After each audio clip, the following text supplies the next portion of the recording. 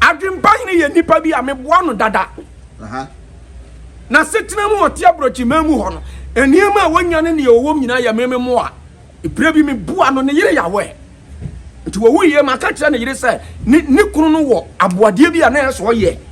Na niema bi nti promise bi wom emai. Na mum se wa ma ye promise na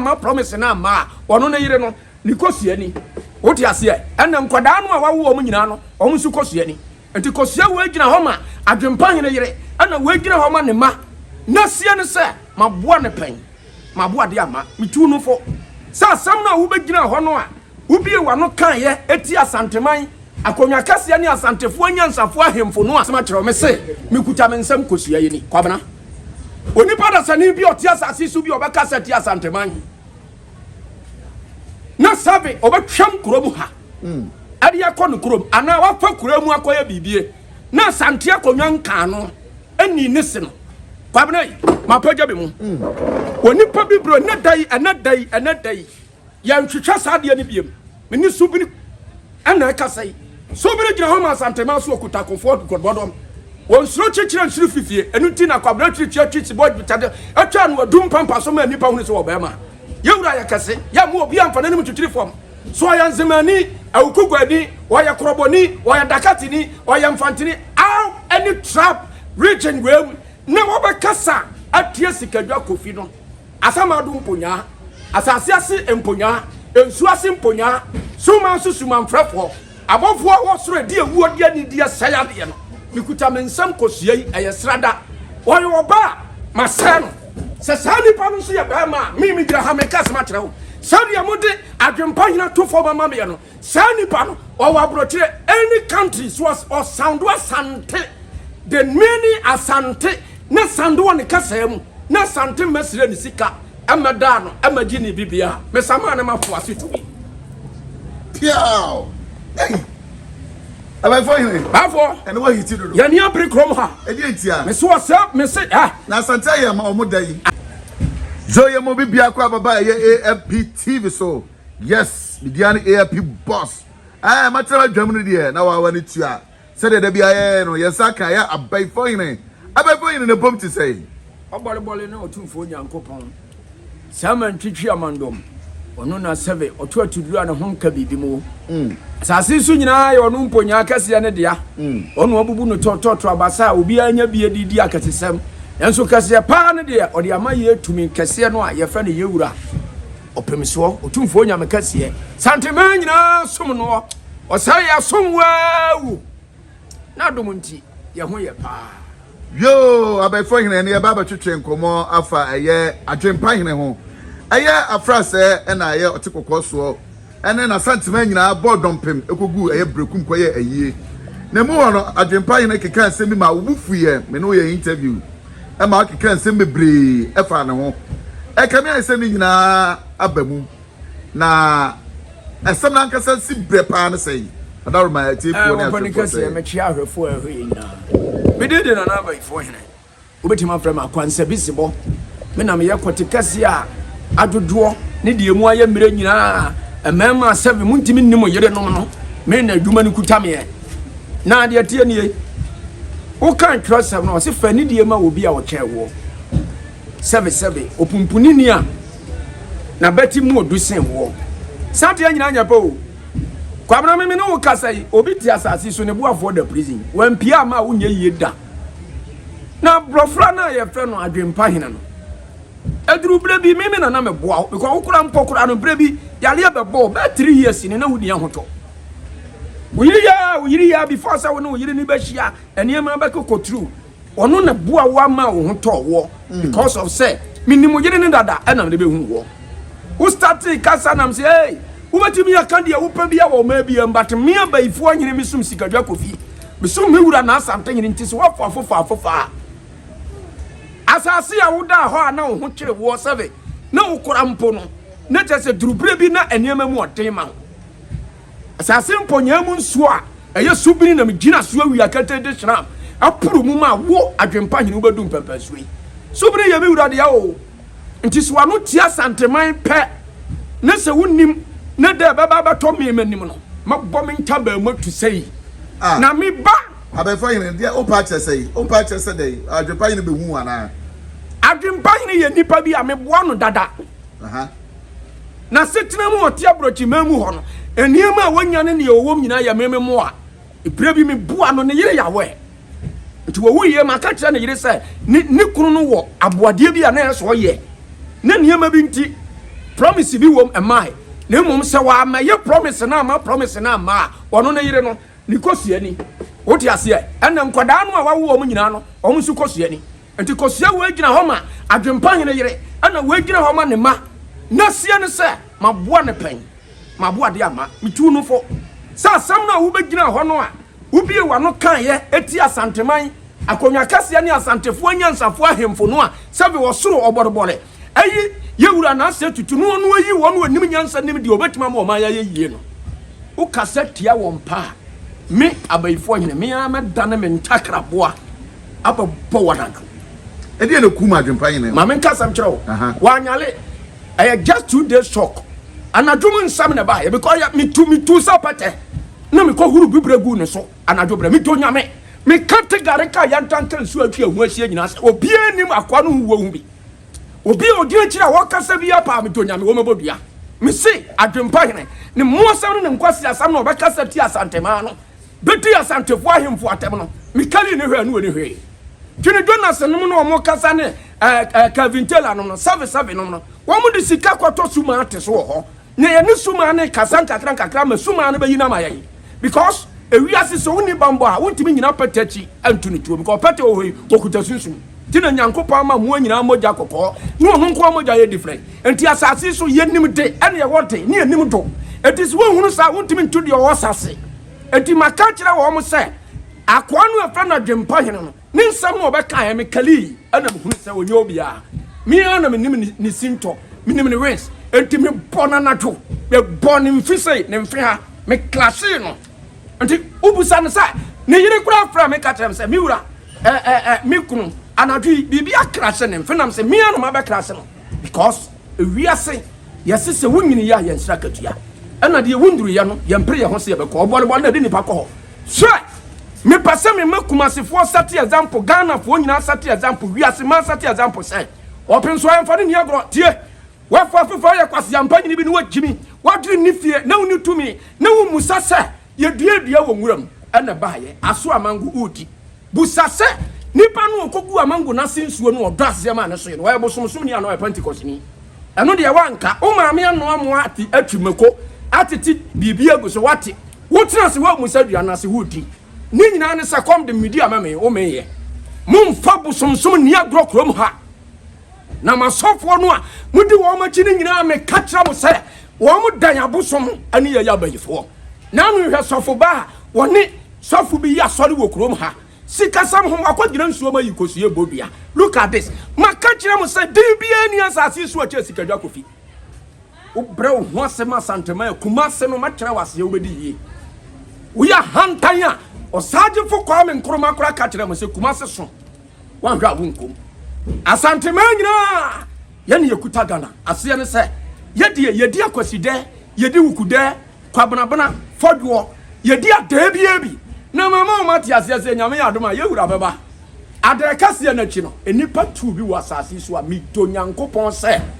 wo so asase mponyane asase ya akobirekutu no amfa sa nkofo ne kra anhye me asase so a megya duma goye nkofo be a yes ono Kavintela tuwe wadidi atemo ma ya no ho aduma wie ha afi we ha obi antronto mi di akwansa besibo mi di ya Abeyifo Hene me na me trase bo me ntakra butwem etuo me obi okuta bayiye wo Ghana ha bia ya makola wo anya mi le nim na wudi a wudi be fra kire ba akọfa no Togo ba wuduru Ghana ha wote saboa kwa wo baade no me hunu so ye Togo ni untimi nworo ha because kasa ya kan ye di tuo hia no unim ka wo kofa free Burundi ba wonka ye ho na Ghana bayiya no hye na nsaya de na wo jimi ya na be sai wo kwa bra na anim se ya ti asase su kasa foforo na ya kana eya hede baba no eya Abeyifo kasa kwa bra ya Abeyifo kasa yeah aba 80s okani bi na krom ha ye motons sofo ma ye hunu hire baba ye wurugum eye hwan akwaboa Akwabu na de healing ya tene yansa ne nipa ti gubai ne ehunu bi da akwabu aso kuta ba yie akwabu amagye ne ba yie aka me de ho a wakotena brochire long time ago wuti ase afrifa ka tachi ba wuo me kwagye me ne ba yie me gye ba yie ne ka me de ho obia me se me ka sama kiro nobody and kumase oso wo spirit wo betumi me ha me se mu amafoma fafa mumfa nkomu ni ne mo se no so na mo baba sikadwa so no aba from Abeyifo Hene up to date na Mensa vice president no still na yentine ka be sem come to say onwu ye still na yentine ka say why there so why there dey na ekoso me ka kire o say maame no wonwu da hwama me je Mensa ma ye ne ho adwuma wie o me de me kra ato hogbo afode ma me ko hunu say enipa me nsa me enu wan DC ba ko ye MPP ni no mo ya adwene so mbema yewura John Dramani Mahama na henie no ho aba agufin wagidimbone wo so enti wo mo hihye bi anyadwuma tonim wo mo de empanie sei afa x mu komo x eno wo mo de wura maame no enti maame no kosua sei eno wo mo chame empanie ewo Togo memu ho baby beni chakro ho no baby eno wo mo ye eno wo mo de betrate maame no enti ewura no once ewura no sa no ade no fa na koma ho na ewura nti moja chase se bididi no nti me ya fast ana me bawura mu na me se da bi ade ewe de o ma chichira to o mani ade akira busa wo mo fom na wo eho no amo kire mu sa eye panyini bi egogo no won paso wo mo toma no nti magina kire kwabra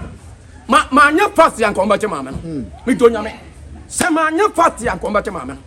ti ama sofo na won che ni nyina na no sofo kasi Abeyifo Hene na ada na ayasa anam se na ada na me yasa obi maame obi papa obi maame obi abrewa wono abobra hwe nyanka hwe nwisia maame no bone ba no aye nti amopasa moten me ka tro sa na me no ka se maame je Mensa wodi fufuo maame je Mensa vice president me no ka se ya tweba nku amwadi obaba no asa ye se fa fast na ho so che do so asema en na won che do so me se die nipa ba hye ni kro ma asame Abeyifo Hene wodi ani die ba ma som no no agitumi na di no hunu sa wa ba yie no nyame na boy onipa bi ansa nhase ye ni ho se se nipa ye nipa yie wo ye hie ni upasa wo ye yie wo ye ba kra wo ye fruma to upasa wo aniema sisi wo ye afa ni die ma wo fie ba yie na ye hu che bosom ya na o mona mani we na aso na asopa ti Adwenpa Hene na de ma wie no yo na obi aso ne ku no obi aso na ere enkofo bebre kikan na me na me ku no kwabena ko na me yesei kosiani ba kuni de waso ono na ku Adwenpa Hene bia wo magi modua me kasma kiro me se me kuta me nsam kosua ye ni kwabena oni pada sani bi oti asase su bi obeka sati asanteman na sabe obetwam kuromu ha ade yakọ kurom ana wafa kuromu akoya bibie na sante akonwa nka no eni ne se no kwabena mapaja be mu oni pa bibro na dai ya ntwetwa saade ne biem me ni subini ana kasai sobere gina ho ma sante ma so okuta konfo godbodom won suro chechire nsuru fifie enu ti na kwabena twitwi boy bitade atwa no adum pampa so ma nipa hunu so obema yewura ya kase ya mu obi amfa ne mu twitiri fom so ya nzemani awukugwadi waya kroboni waya dakatini waya mfantini aw any trap region wem na wobekasa atie sikadwa kofi no asama adu mponya asase ase mponya ensu ase mponya suma susuma mfrefo abofo wo soro de ewu odi ani dia saya de no mikuta mensam kosua yi ayesrada woyo oba masano se sani pa no so ye ba ma mi gira ha me kasma kire wo sani amode Adwenpa Hene to for mama me no sani pa no o wa brochire any countries was or sound asante the many asante na sando won kasa mu na sante mesire ni sika amada no amagi ni bibia me sama na mafo asetu bi piao Abeyifo Hene bafo ene wa hiti dodo ya ni abri krom ha e di entia me so me se na sante ya ma omo dai krono cha ma men kasa ma kire wo na ohina wo fura ntoma papa na ntoma no kro pagu wa ebi fura ne dada ohina sabi wo tena kodwoma na ni asanimonyamfo ohina sabi wayi ni tiri ho na hwetire na sitire so a wutumi sa yes eni pati abanyamfa so wo so ayeye wura Opem so me boni dia na mapagya be mu e tira saba matia wo hunu animu a na voice kula kasa a wutumi sade nyame asoma ne so wo madi asante so kasa no ansa gimifo kasa ho kasa no nsa nya atwemi ni kasa wodi bonkum to bonkum wodi ni fatu nifa wei aya ni bre me patro so obi kwa wo so kwa wo na wanya yi a ya de asante man so obi du obi ka no okoda no wanya sika na ya de asante man mu ya tumani asi asante man mi do nyankopon me se no comfort Oba asante man chia din kwasa asam no ken oba me se me ba wie wa nato mi do nyankopon ha me metu anado sai wa mani no ha metu mi do nyankopon me se ha metu sai mani no mi do nyankopon me wieu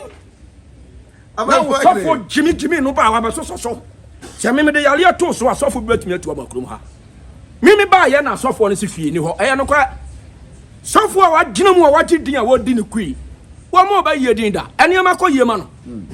wo mo ba ye ba chi ba ye be sei asoro no ma collapse wo mo nyina fa ni de ma tumi kase no fa ni de ma tumi kase na Abeyifo Hene ade ane de na wo ye na we emre mu boni pa kata chi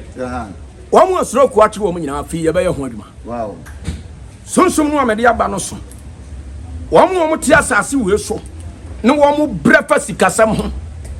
mo to kwan na nkrofo bi abu mu kwase nyina ha bama bi wo ho asabe wo no ba da ne hunsuo pie ba aya me maduma cha me kasma kiro yesu yase hon konkro na banyam no ene ya wo no migidi atini ye ni ho ba me pasa me kiro sa de asi asase su bi ye wo ho etimi si wo mo panyin san mama nyina anya djuma mo mama wuo ha bama bi wo ho a me do nyame ma me kasam kiro wo no ba na te ba wo mfa wo ba da wo de fefani enko ba bi yase wo ba bama duru ho no me do nyame me do nyankopon me nyimi ba ma na ye nka me mayimi ba ma to me do nyankopon ya ka bama wo bama ya bama wo bi wo na ni adu wo sika wo nya tenkada me do nyame mamu nya feeling free koto de ni wa betia pie wo tumi say yes bama ni bama wo yu kote tira broni wo tumi say ampa akura de meja padenya Adwenpa Hene me do nyankopon na me ma ni di broni bi na me ma Adwenpa Hene di broni bi mi ya ne ba ma ye ya ne kote ye ma no na ne yire no kra chasa wo me kasa ma tonti mu hia kote kase mo pose gina so mo wani yale mo ya dome mo yale bi dam so nyina ye be maduma pa number 2 0542 90 80 20 0542 90 80 20 me dey dia kwansa bisibo me no be hia e dey na wo ka kire wo fans o pages ni na dia me ka kire wo bibia wo hwa me ne se mon toma drim sawu betie men na me mpa bo me bo ne da bia na dode mamon udiri sabaya adwuma no onipa bibre bia ni asase so obetimi asori yatia wo nemum emfa enada anyi obi ade entra so oba bia obahu ne Ghana obetimi afa no but obi yire memfa no uto obi ade atua obi sika bedi wo afa na de ma no so hunu wo yi a me ka sama kiro me Abeyifo Hene obi antimi nse wo da ma hira obi a wo twa me afidie so ense wo yi na sika bi ma obotom da no osoro ma obi me so me wura sika dwa kofi bafo onkwaso wate wo banyina twe onsai da nyame ntia santemam ha wo mu ne nkwasiafo ya adwene ne nkwa nyina mfa nka wo de ho wo ba nipa kase bafo afa na nyame be padi wa hene ya ma santefo nyina hu se wo ba ma ahemfo aba wo nyina ba di hene ba wo de wo ba ya soronko wo yewura Solomon ani monyam no ayede ma na tafofo bo no bo ha ene ye ka sa mpa wo ni yewura wo ye King Solomon wo Solomon nti amama kiriw nanso wo na abatwi afa won so sanse akwam ne kon ne abatire mu odu katabo no a onyankopon de ma Mose akwam ne dom ne katabo no a onyankopon ade ma Samson no wo na okuta bie wo ba ma mu wate mewura pia ye behia